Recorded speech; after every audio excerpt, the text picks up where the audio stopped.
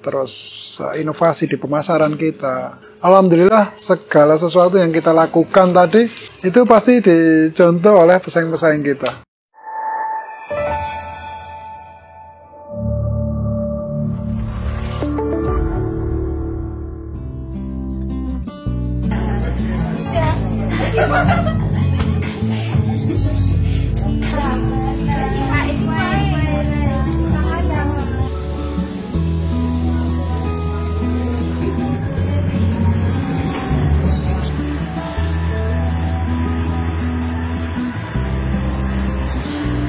Memang kadang-kadang kita ada kebuntuan, mungkin kita bisa menenangkan dulu.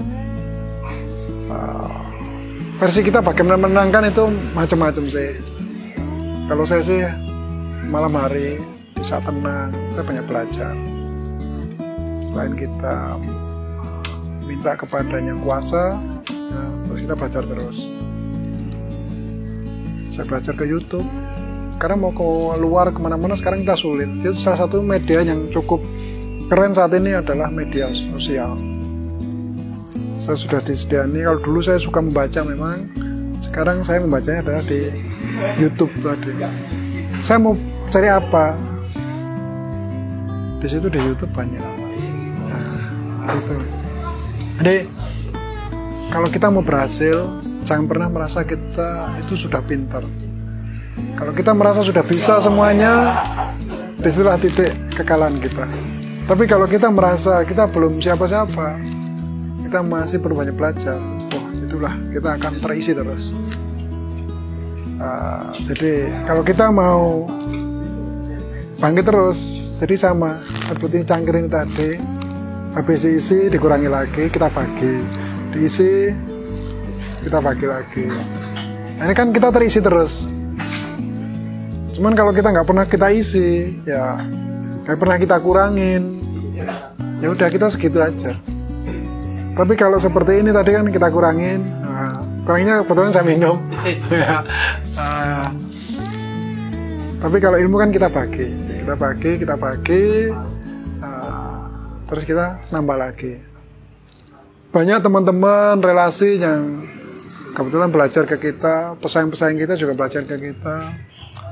Dari situ ada sharing dengan mereka, kesulitan mereka.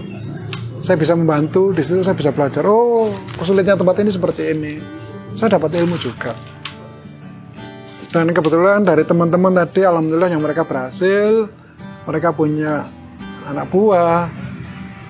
Di situ ada rezeki berjalan pada mereka, ada barokah ilmu yang kita sharingkan.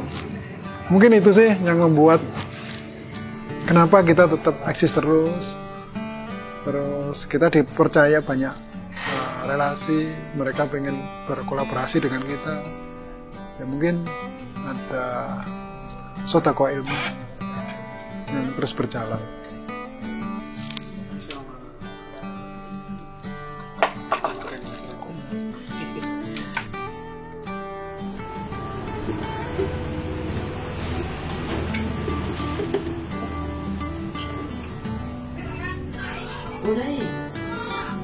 Jadi sejak mereka masuk, waktu mereka interview, satu yang saya tanyakan pada mereka mau cari uang atau mau cari ilmu. Kalau mencari uang di sini bukan tempatnya, tapi kalau mencari ilmu, monggo. Nah, karena mereka akan kita ajari semua. Seperti waktu saya dulu belajar, saya belajar semua. Saya ajari produk, baik kitchen maupun bar. Nanti kalau mereka sudah meningkat, kita ajarin bagaimana bentuk personal branding, bagaimana membentuk relationship. Terus, kalian bekerja, jangan selalu ingin dilihat. Kerjakan yang menjadi job desk kita. Inilah milik kita. Ya udah, nggak perlu ada saya, ada owner. Kerjakan. Karena itu akan berimbas pada diri kita. Karena kita belajar terus. Dari kita nggak tahu apa-apa, mulai belajar. Misalnya menyapu area kita, itu sudah dapat ilmu. Bagaimana sih mental kita? Di hadapan orang banyak, di depan orang umum kita menyapu itu, kalau di rumah itu sudah biasa, tapi kalau saat dilihat banyak orang, itu mencoba mental kita, kuat nggak sih?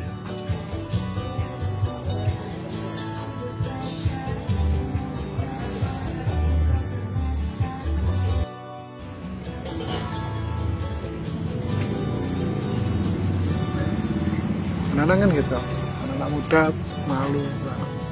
Tapi kalau kita sudah coba, oh ya saya buat ibadah, mental kuat. Itu pelajaran pertama sih. Jadi kita harus merasa memiliki tempat kita. Area kita ya harus kita bersihkan sendiri semua. Terus taman pun harus kita menjaga, karena kalau kita bisa menjaga taman, merawat mereka, mereka pun akan mendatangkan rezeki buat kita. Karena mereka juga hidup, mereka bukan benda mati. Kalau kita bisa merawat mereka, mereka pun akan memberikan ya rezeki buat kita. Dan mereka juga punya nyawa.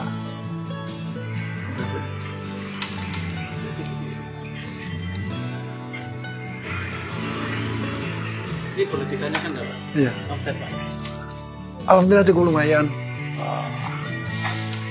Omset per bulan atau dalam setahun. Kalau per bulan alhamdulillah sih bisa sih kalau mencapai 100. Meskipun ya kita kecil-kecilan gini, alhamdulillah. Tim kita ada kurang lebih 15 orang. Alhamdulillah.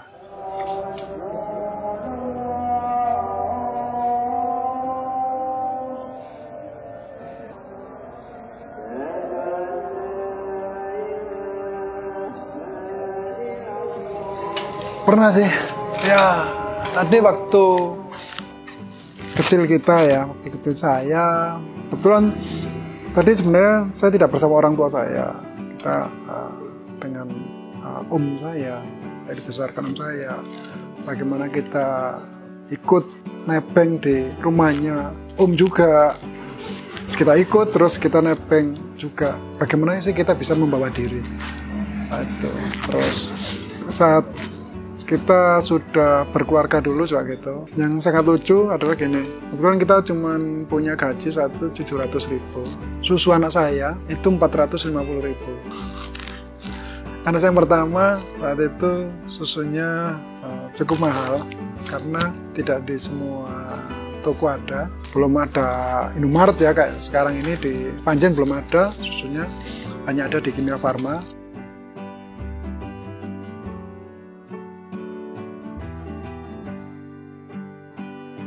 Mahal itu.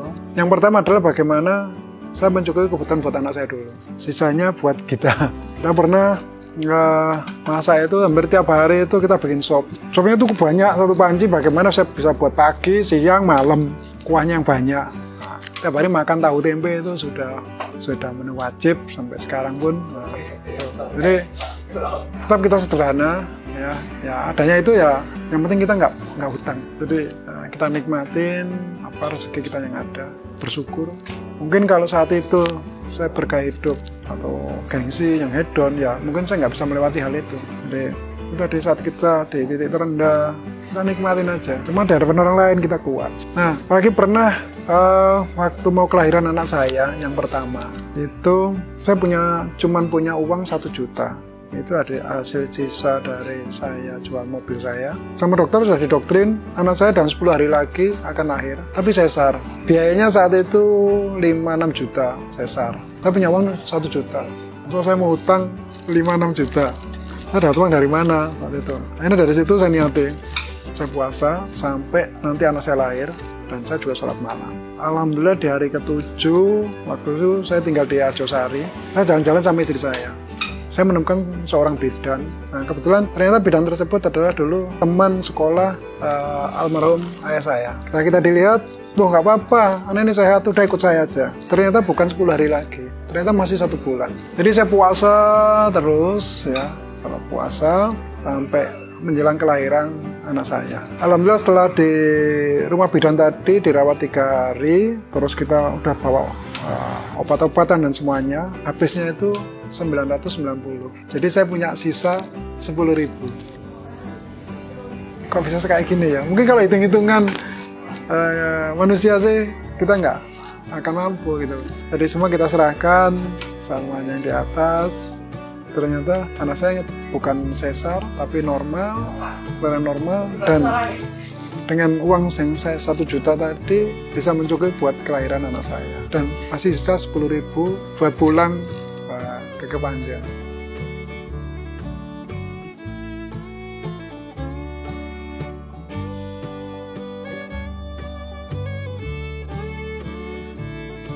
Mengenai strategi pemasaran ya, satu, bagaimana kita tetap berkomunikasi dengan customer kita, bisa dengan media sosial, bisa secara langsung, terus tetap kita membentuk jaringan terus. Jadi semakin kita perkuat dengan jaringan kita tadi. Jadi kebanyakan media sosial seperti Instagram itu masih saya pegang sendiri. Di situ mereka banyak tahu, oh yang pegang Om Teguh. Nah, biasanya kita tetap komunikasi kita dengan apa? Salah satunya adalah saat mereka membuat story atau mereka membuat di feed atau reel, kita ada komen mereka. Di situ kan sebuah komunikasi. Kalau dulu kan kita komunikasinya langsung, sekarang komunikasi kita apa? Ya dengan media sosial. Di situ akhirnya terjalin sebuah komunikasi. Nah, saat kita membuat jaringan baru lagi seperti Kopi Pertelan juga gitu, sounding kita terus. Kurang beberapa bulan itu kita sounding terus. Bahkan kemarin sempat terhenti sih hampir selama 8 bulan. Nah, jadi begitu kita opening itu langsung rame. Kalau kita pandai merumat mereka, kalau bahasa Jawanya gitu ya, customer kita, insya Allah lah mereka nggak akan pergi, mereka akan tetap loyal. Meskipun banyak pesaing, mungkin hanya 2-3 bulan, selanjutnya akan kembali lagi ke tempat kita. Dan kita harus tetap mempertahankannya tadi, pelayanan, rasa, itu yang terpenting. Progres kita bagaimana kita punya jaringan sebanyak-banyaknya sih. Nah, gitu loh.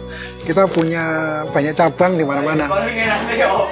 Ini sudah waktu dekat ini di Jabung. Terus kemarin sudah ada ya pembicaraan relasi kita Wonokerto, daerah Mantur sana.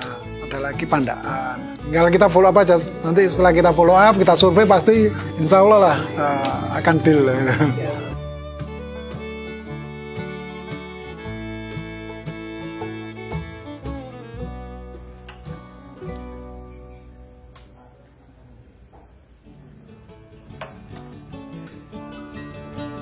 Setiap bikin menu, saya nggak mau sama dengan yang lagi tren sekarang. Jadi saya mesti bikin sesuatu sendiri.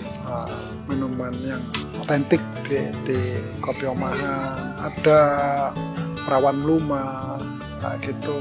Ada lagi Rondo Atus, ada Rondo Genit, terus ada lagi Bojoloro. Ada Bojoloro lah. Itu masih banyak lagi sih. Nama-nama unik yang membuat, dan kita pun kenapa saya bisa bikin sendiri ya tadi kebetulan saya punya background, saya orang bar, dulu saya bartender, ini saya kan bisa membuat menu sendiri, saya nggak tergantung dengan orang lain. Inovasi kita pasti lebih duluan, kayak dulu kita di 5 tahun yang lalu kita bisa bikin karamel, cappuccino karamel, cappuccino marshmallow, saat itu belum ada. Nah sekarang di hampir semua kafe mulai membuat cappuccino karamel, nah cappuccino marshmallow. Nah, saya sudah 5 tahun yang lalu di Kepanjen juga itu. Baru sekarang ini mereka membuat cappuccino karamel, cappuccino marshmallow. Saya sudah 5 tahun yang lalu. Saya sudah bikin sekarang yang baru lagi seperti Bojoloro, membuat sorbet. Terus bagaimana kayak di Pertelon, sebuah minuman tradisional kayak Linggarjati. Sekarang kita upgrade di Kopi Pertelon ya dengan konsep seperti klub ya. Di situ penampilannya sangat berbeda. Seakan-akan di situ adalah minuman Linggarjati itu sirup tempo dulu. Itu kalau dari jauh seakan-akan penampilannya kayak kita minum bir. Kita di desa tapi kok keren ya. Jadi orang begitu nanti sudah di di Kopi Pertelon di atas itu, seakan-akan mereka bukan di desa, bukan di mana lagi. Misalkan sudah di kota, permainan lightingnya, terus view sunset, view kota itu ambiennya sangat luar biasa. Jadi kita seakan-akan bukan di desa lagi, kita sudah di kota, kayak di Surabaya, kayak di Jakarta.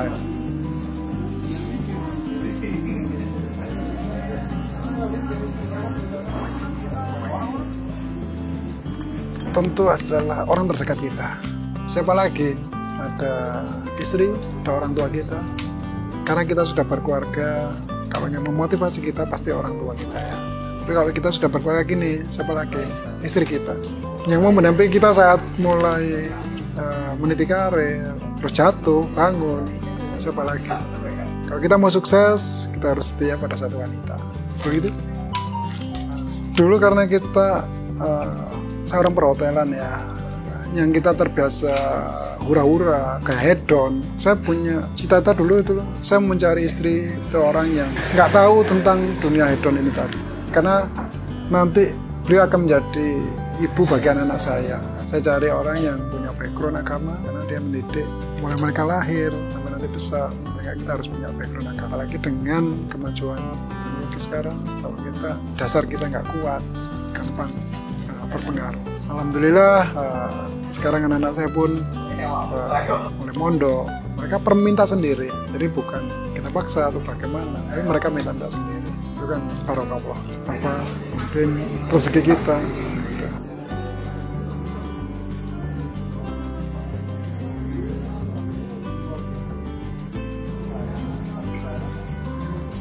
Nah, target saya bagaimana sih saya nanti bisa ke Tanah Suci itu, dan bagaimana saya bisa membuka resto di sana. Kebetulan kita pernah bercita-cita disupport oleh ketua STI Indonesia.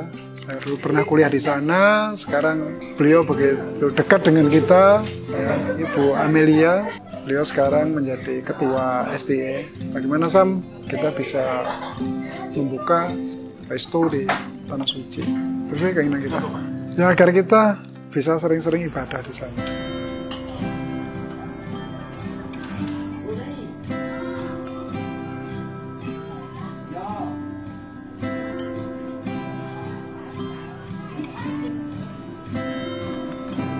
Harus punya rasa percaya diri. Kedua, memiliki jiwa petarung.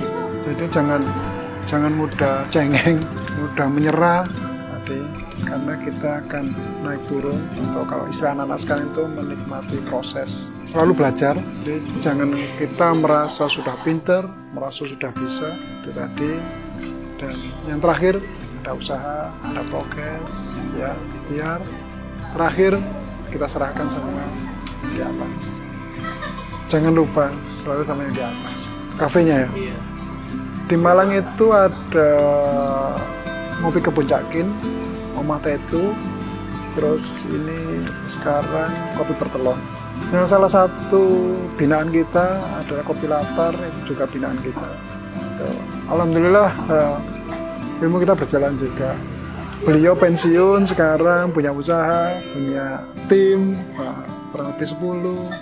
Akhirnya kan beliau tidak merasa sudah berakhir pengabdian saya. Akhirnya kan beliau tetap berjalan, sudah tetap tenang, enak. Kenapa? Tidak langsung post-power syndrome kan? Karena sudah berjalan 5 tahun yang lalu persiapannya. Seperti itu. Jadi kayak Kopi Latar, beliau kenal saya waktu saya di Manggi Garage. Mas Teguh, tolong saya 5 tahun lagi itu mau pensiun. Gimana saya bisa suatu saat punya usaha? Udah kita bantu. Jadi saya bantu bina itu kurang lebih 1 tahun. Tiap saya libur saya datangi beliau, saya motivasi. Setelah 1 tahun ya wes oke. Jadi nggak semudah, nggak instan gitu loh. Beliau tiba-tiba mau itu nggak. Setahun saya bimbing, memotivasi beliau. Alhamdulillah akhirnya mau berwirausaha. Sekarang beliau memiliki 10 anak buah. Bisa ya. Banyak teman-teman saya yang dulu kerja di hotel, meskipun sampai sekarang pun kayak gitu loh. Mas aku caranya apa sih? Kalau anak buahku, aku kok mek saulan leren. Nah, itu nggak mudah. Itu bagaimana kita dari hati kita. Kalau kita mau sharingkan ilmu kita, mereka pasti mau. Dan kita bisa menguwongna uwong. Kalau bahasa Indonesia mengorangkan orang. Nah, gitu. Jadi kita menghargai mereka. Kita nggak merendahkan mereka, nggak melecehkan mereka, terus kita kasih motivasi mereka. Apa yang kita dapatkan, kita bagi ke mereka, pasti mereka dengan senang hati. Dan teman-teman di sini pun dengan sistem manual, semua saya serahkan mereka semua. Keuangan semua silakan pegang. Saya nggak dengan sistem atau apa. Karena intinya gini, secanggih-canggihnya sebuah sistem, ya, tapi Kalau personalnya kurang bagus, ya sistem tadi bisa dipopol. Meskipun kita nggak pakai sistem, kalau kita bisa membina mereka dan hati mereka pun merasa memiliki tempat kita, mereka nggak akan melakukan hal itu. Tadi bagaimana kita bisa menguang, karena kita pernah merasakan bagaimana ikut orang. Nah, jadi sekarang bagaimana sih saya menempatkan diri saya itu seperti mereka bersama kita, karena saya harus bisa membesarkan mereka. Suatu saat pun mereka saya targetkan juga harus bisa membuat sendiri, dan cita-cita saya adalah bagaimana saat mereka berkumpul suatu saat nanti itu bercerita kones Deviro